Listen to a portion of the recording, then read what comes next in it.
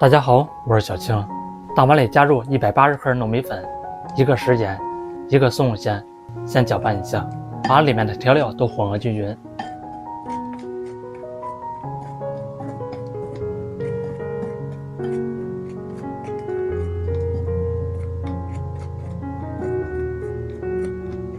再倒入200克温水，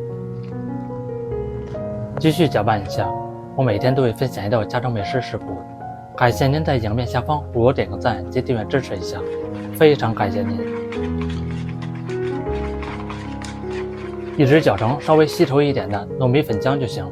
再准备几根蒜苗切成碎，也可以放入葱花，都非常好吃。叔叔阿姨哥哥姐姐们，您是来自哪个地区呢？糯米粉您喜欢怎么吃呢？可以在下面的评论区来分享一下。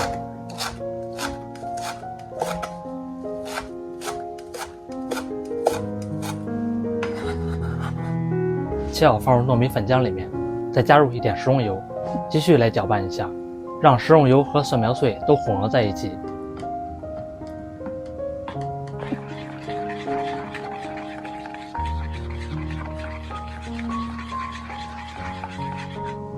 准备一个平底锅，喷一层食用油可以防粘，做出来更酥最好吃。再倒入糯米粉浆，表面再撒一层白芝麻更香。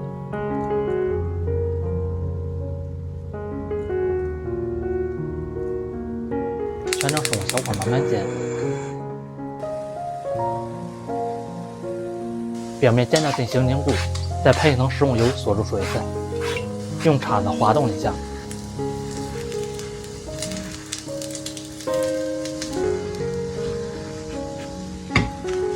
里面煎到金黄定型，再翻一个面继续煎。做这道美食非常快。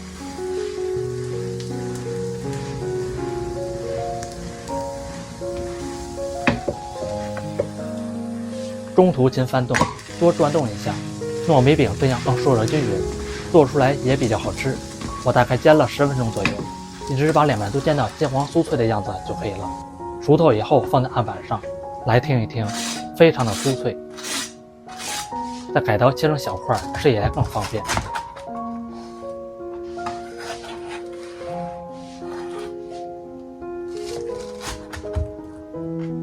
这样做出来的糯米饼，看过一遍是不是非常简单？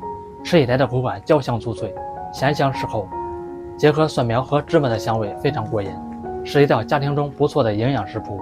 做法简单易学，喜欢吃就赶快收藏起来试试吧。感谢您的订阅支持，我们下期食谱再见。